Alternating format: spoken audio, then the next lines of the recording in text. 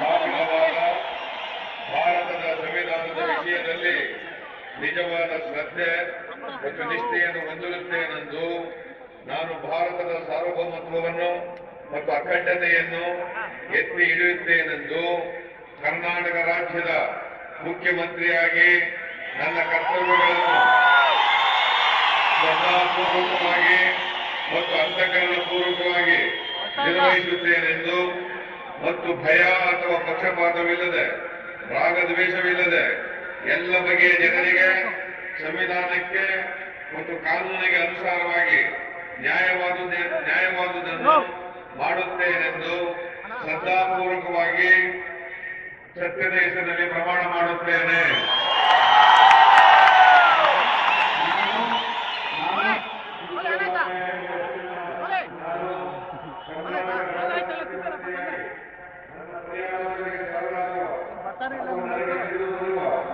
ಯಾವುದೇ ವಿಷಯವನ್ನು ರಾಜ್ಯದ ಮುಖ್ಯಮಂತ್ರಿಯಾಗಿ ನನ್ನ ಕರ್ತವ್ಯಗಳ ಯುಕ್ತ ನಿರ್ವಹಣೆಗೆ ಅಗತ್ಯವಾಗುವುದಾದ ಸಂದರ್ಭದಲ್ಲದೆ ಅನ್ಯಥಾ ನಾಳೆ ವ್ಯಕ್ತಿಗೆ ಅಥವಾ ವ್ಯಕ್ತಿಗಳಿಗೆ ಪ್ರತ್ಯಕ್ಷವಾಗಿ ಅಥವಾ ಪರೋಕ್ಷವಾಗಿ ತಿಳಿಸುವುದಿಲ್ಲ ಅಥವಾ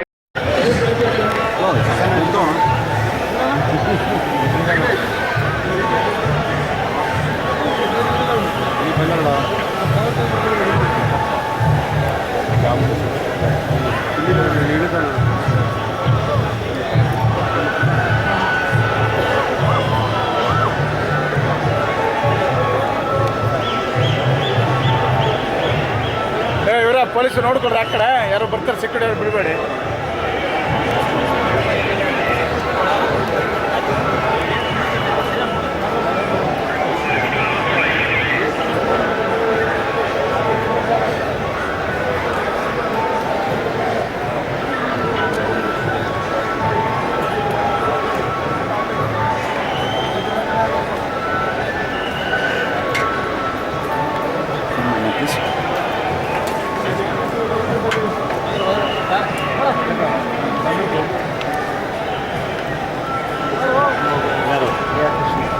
Priya Krishna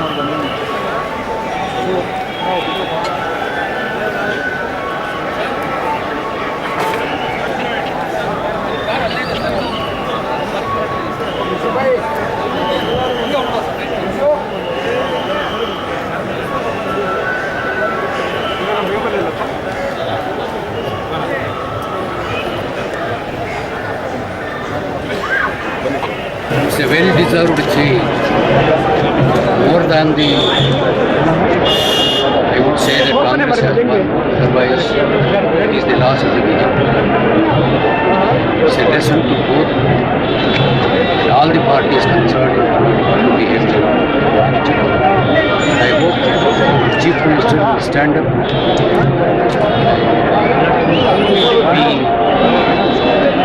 Read the reading to the wall.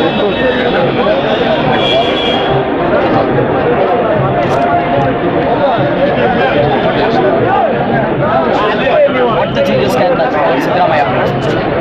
Siddaramaiah is Chief Minister representing the change. If he don't do it, people will be the same. He represents the change. Do you think he's going to bring a new change in the system? Do you think he may give a transparency kind of government? This situation is so bad and God cannot rectify it immediately. But I have a little more that present Chief Minister will reach the expectation of the people. So after over the 66 years of rule by Congress, do you think Karnataka have a very good governance with the Congress and by either by Sonia Gandhi and along with Rahul Gandhi and along with our presence here? Do you feel so that Karnataka have a very good place for destination? It's too early to comment about that, but that's why I said he represents the hope of change. If he takes the best of the people, he will become the best. But the metal he made out, I have had good fortune of being with him all the 50 years of political life, I managed to get him. ಒಳ್ಳೆ ಲಕ್ಷಣ ಅಂತ ಕಾಣ್ತಾ ಇದೆ. ನನ್ನ ಹೆಸರು ಫಸ್ಟಿಗೆ declare ಆಯ್ತು ಅಂತ ನೀವೇ ಹೇಳಿಲ್ಲ. ಹೌದು, ಯಾವಾಗ ನಾವು ಅಲ್ಲಿಂದ ಮಾಧ್ಯಮದಲ್ಲಿ ನಾವು ನೋಡ್ಲಿಕ್ಕಾಗಿ ಪ್ರಥಮವಾಗಿ ಆಯ್ಕೆಯಾಗಿದ್ದು ಶಕುಂತಲಾ ಶೆಟ್ಟಿ ಅವರು. ಅದು ಕಾಂಗ್ರೆಸ್ ಇವತ್ತು ಜಯಬೇರಿ ಬಾರಿಸಿದ್ದು ಅದೇ ಅಧಿಕಾರಕ್ಕೆ ಬಂತು. ಅದರ ಮೊದಲು ಹೇಳಿದ್ದೆ ಖಂಡಿತವಾಗಿಯೂ ಈ ಸಲ ಕಾಂಗ್ರೆಸ್ ಬರ್ತದೆ ಅಂತ ಬಂದಿದೆ. ಬಂದದ್ದನ್ನು ಉಳಿಸಿಕೊಳ್ಳುವಂತಹ ಪ್ರಯತ್ನವನ್ನು ಎಲ್ಲರೂ ಮಾಡ್ತಾ ಇದ್ದೇವೆ. 20 ವರ್ಷ ಅಲ್ಲ 30 ವರ್ಷ ನಾವೇ. ಅಂದ್ರೆ ಸಿದ್ದರಾಮಯ್ಯನವರ ನಿಮ್ಮ ನಾಯಕರಾಗಿ ಸಕ್ಸಸ್ಫುಲ್ ಸಿಎಂ ಆಗಿ ಕೆಲಸ ಮಾಡಕ್ಕೆ ಸಾಧ್ಯ ಅಂತಾನ ಇಲ್ಲಿ ಹೇಳಕ್ ಇಷ್ಟಪಡ್ತೀರಾ ನೀವು? ನೋಡಿ, ಇವತ್ತು ನೋಡಿದಾಗ ಯಾವುದು ಹಳೆ ತಲೆಗಳಿವೆ, ಯಾವುದೇ ಕಳಂಕರಹಿತ ಹಿರಿಯರಿದ್ದಾರೆ. ನಾಯಕತ್ವವನ್ನು ಸಿದ್ದರಾಮಯ್ಯ ಹಿಡ್ಕೊಂಡಿದ್ದಾರೆ. ಒಳ್ಳೆಯವರ ಕೈಯಲ್ಲಿ ಆಡಳಿತ ಸಿಕ್ಕಿದಾಗ ಒಳ್ಳೆಯ ಸರ್ಕಾರ ಬರ್ತದೆ, ಜನರಿಗೆ ರಕ್ಷಣೆ ಸಿಗ್ತದೆ, ಸೌಹಾರ್ದವಾಗಿ ಬಾಳ್ತೇವೆ ಅಂತ ಹೇಳುವ ವಿಶ್ವಾಸ ಎಲ್ಲ ಜನರಿಗೂ ಬಂದಿದೆ. ಅದೇ ಇವತ್ತಿನ ಪ್ರಮಾಣ ವಚನದಲ್ಲಿ ಸೇರಿದಂಥ ಜನಸಮೂಹ ಹೇಳ್ತಾ ಇದೆ. ಶಕುಂತಲಾ ಶೆಟ್ಟಿ ಅವರ ರಿಸಲ್ಟ್ ಫಸ್ಟ್ ಬಂದಿದ್ದು, ನೀವೇನಾದ್ರೂ ಶಾಸಕರಾಗಿ ಆಯ್ಕೆ ಆಗಿದ್ದು, ನೀವೇನಾದ್ರೂ ಮಿನಿಸ್ಟರ್ ಆಗಿ ಆಗುವಂತ ಚಾನ್ಸಸ್ ಏನಾದ್ರು ಉಂಟಾ ಮೇಡಮ್? ದೇವರು ಆಗ್ಲಿ ಅಂತ ನಾವೆಲ್ಲ ಆಶೀರ್ವಾದ ಮಾಡ್ತೇವೆ. ಸೀಟು ಕೊಟ್ಟಿತ್ತು, ಜನ ಓಟ್ ಕೊಟ್ಟರು, ನಾನು ಗೆದ್ದು ಬಂದೆ. ದೇವರ ಅನುಗ್ರಹ ಇತ್ತು. ಮುಂದಿಂದು ನಮ್ದು ಲಾಭಿ ಇಲ್ಲ, ಹೈಕಮಾಂಡಿನ ತೀರ್ಪಿಗೆ ತಲೆಬಾಗುವವನು ನಾನು. ಪಕ್ಷಕ್ಕೆ ಯಾವುದೇ ಡ್ಯಾಮೇಜ್ ಮಾಡಲಿಕ್ಕೆ ಹೋಗೋದಿಲ್ಲ. ಎಲ್ಲರೂ ನಮ್ಮ ನಾಯಕರು, ಏನಾದರೂ ಸರಿ. ನನ್ನ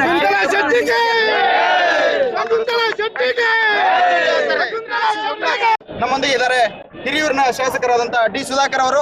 ಬನ್ನಿ ಅವ್ರನ್ನ ಕೇಳೋಣ. ಇವತ್ತು ಒಂದು ಮಹತ್ವವಾದ ದಿನ. ನಮ್ಮ ಮುಖಂಡರಾಗಿರ್ತಕ್ಕಂಥ ಸಿದ್ದರಾಮಯ್ಯನವರು ಈ ರಾಜ್ಯದ ಮುಖ್ಯಮಂತ್ರಿಯಾಗಿ ಪ್ರಮಾಣ ತಗೊಂಡಿದ್ದಾರೆ. ಭಾಳಷ್ಟು ಬದ್ಧತೆ ಇರ್ತಕ್ಕಂಥ ವ್ಯಕ್ತಿ ಸಿದ್ದರಾಮಯ್ಯನವರು. ದೇವರಾಜ ಅರಸರ ನಂತರ ಈ ರಾಜ್ಯಕ್ಕೆ ಒಬ್ಬ ದಕ್ಷ ಆಡಳಿತಗಾರ ಮತ್ತು ಬದ್ಧತೆ ಇರ್ತಕ್ಕಂಥ ಮುಖ್ಯಮಂತ್ರಿ ಇವತ್ತು ಕರ್ನಾಟಕ ರಾಜ್ಯ ದೊರಕಿದೆ. ಇದು ನನಗೆ ಎಲ್ಲರಿಗೂ ಸಹ ಹರ್ಷದಿಂದ ಮಾತನ್ನು ಹೇಳಲಿಕ್ಕೆ ಬಯಸ್ತೇನೆ. ಇದ್ರ ಜೊತೆಗೆ ಮುಂದಿನ 5 ವರ್ಷದಲ್ಲಿ ಈ ರಾಜ್ಯ ಬಹಳಷ್ಟು ಒಳ್ಳೆಯ ಆಡಳಿತದ ಜೊತೆಗೆ ಸಮೃದ್ಧಿಯನ್ನು ಮತ್ತು ಅಭಿವೃದ್ಧಿಯನ್ನು ಕಾಣ್ತದೆ ಅಂತ ನಾನು ಹೇಳಲಿಕ್ಕೆ ಬಯಸ್ತೇನೆ. ಸುಧಾಕರ್ ಸರ್, ನೀವು ಒಂದು ಈ ಹಿಂದೆ ಉತ್ತಮ ಕೆಲಸವನ್ನು ಮಾಡಿ ಶಾಸಕರಾಗಿ ಆರಿಸಿ ಬಂದಿದ್ರಿ. ಮತ್ತು ಈ ಒಂದು ಸಮಯದಲ್ಲೂ ನಿಮಗೆ ಪ್ರಜೆಗಳು ಅಂದರೆ ಮತದಾರರು ನಿಮ್ಮನ್ನ ಕೈ ಬಿಡಲಿಲ್ಲ. ನೀವೇನಾದರೂ ಈ ಒಂದು ಶಾಸಕರ ಒಂದು ಈ ಸಂಭವ ಪಟ್ಟಿಯಲ್ಲಿ ನೀವೇನಾದರೂ ಸಚಿವರ ಪಟ್ಟಿಯಲ್ಲಿ ಏನಾದರೂ ಇದೀರಾ ಅಂತ ಕೇಳಕ್ಕೆ ಇಷ್ಟಪಡ್ತೀನಿ.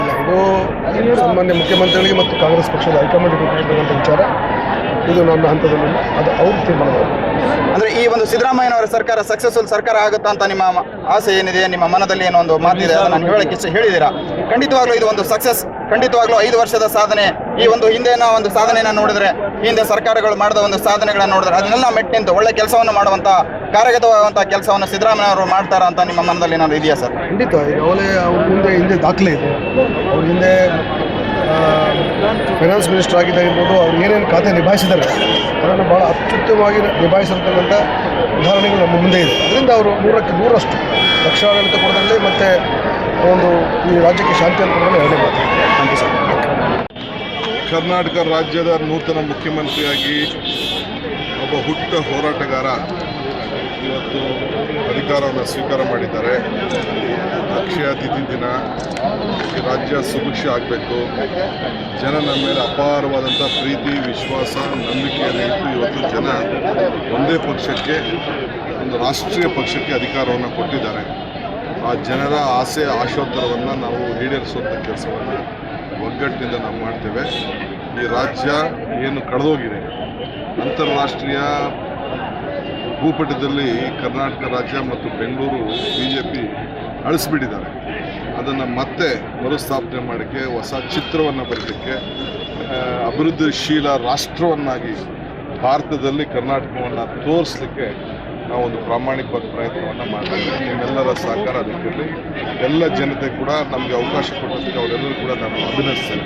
Sir, you are in the ನೀವು ತಾವು ಮಿನಿಸ್ಟರ್ ಆಗೋ ಎಲ್ಲ ಚಾನ್ಸಸ್ ಇದೆ and you have been in the top list of being in a very good position. What's your opinion on this? I don't know, whatever my government and party tells, whatever the leader and my party tells, we will do it. Whatever responsibility is being given, I will do it. So do you really feel that Siddaramaiah sir can do it ಈಗ ತಾನೇ ಸಿದ್ದರಾಮಯ್ಯ ಅವರು ಪ್ರಮಾಣ ವಚನ ಸ್ವೀಕರಿಸಿ ರಾಜ್ಯದ ಮುಖ್ಯಮಂತ್ರಿ ಆಗಿದ್ದಾರೆ.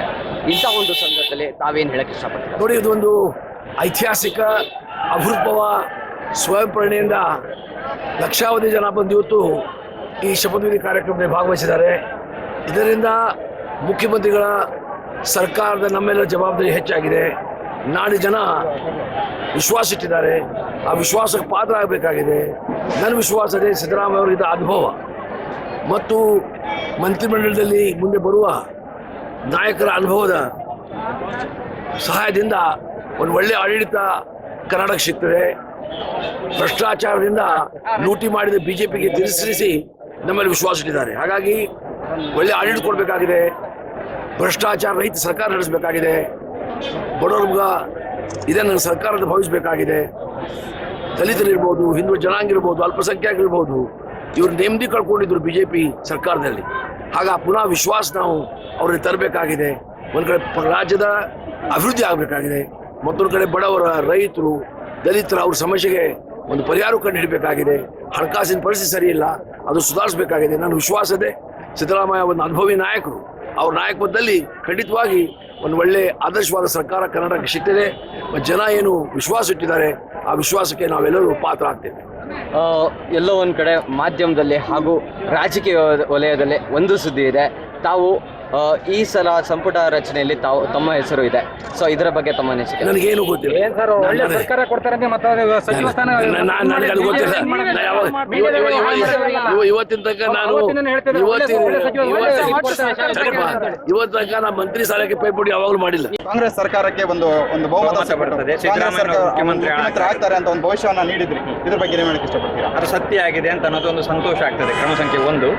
ಮತ್ತು ಯೋಗ್ಯನೂ ನಿಷ್ಪ್ರಹನೂ ಆದಂತಹ ಒಬ್ಬ ವ್ಯಕ್ತಿ ಮುಖ್ಯಮಂತ್ರಿ ಆಗ್ತಾ ಇದ್ದಾರೆ. ಮತ್ತು ಇವತ್ತು ಅವರದಂತಹ ಮುಹೂರ್ತವೂ ಚೆನ್ನಾಗಿದೆ, ಅವರಿಗೆ ತಾರಾನುಕೂಲ ಇದೆ, ಭವಿಷ್ಯದಲ್ಲಿ ಚೆನ್ನಾದಂತಹ ಒಂದು ಆಡಳಿತ ಮಾಡುವ ಸುಯೋಗ ಇದೆ. ಜಾಗ್ರತೆ ಮಾಡ್ಕೊಂಡು ಮುಂದೆ, ಯಾಕಂದ್ರೆ 2014 ನವೆಂಬರ್ ವರೆಗೆ ಕರ್ನಾಟಕಕ್ಕೆ ಸ್ವಲ್ಪ ಕಿರಿಕಿರಿಯ ಯೋಗಫಲ ಇರೋದ್ರಿಂದ ಅವರಿಗೂ ಕೆಲವಷ್ಟು ತಲೆನೋವುಗಳು ಬಂದಿತ್ತು. ಅವರು ಜಾಗ್ರತೆ ಮಾಡ್ಕೊಂಡು ಮುಂದುವರಿದ್ರೆ ಯಶಸ್ವಿಯಾಗಿ ಮುಂದುವರಿತಾರೆ. ಅವರಿಗೆ ಚೆನ್ನಾಗಿ ಭವಿಷ್ಯವನ್ನು ದೇವರು ಕರುಣಿಸಲಿ, ಒಂದು ಉತ್ತಮ ಆಡಳಿತ ಮುಖಾಂತರ ಒಬ್ಬ ದಕ್ಷ ಮುಖ್ಯಮಂತ್ರಿಯಾಗಿ ಹೆಸರು ಗಳಿಸಲಿ, ಹಾಗೂ ನಮ್ಮ ರಾಜ್ಯಕ್ಕೆ ಅವರಿಂದ ಒಳ್ಳೆಯದಾಗಲಿ ಅಂತ ಶುಭ ಹಾರೈಸ್ತೇನೆ. ಈಗ ನಿಮ್ಮೊಂದು ಜ್ಯೋತಿಷದ ಪ್ರಕಾರ, ನಿಮ್ಮೊಂದು ನ್ಯೂಮರಾಲಜಿ ಪ್ರಕಾರ ಈ ಒಂದು ಸಿದ್ದರಾಮಯ್ಯನವರು 5 ವರ್ಷದ ಸರ್ಕಾರವನ್ನ ಮಾಡ್ತಾರೆ.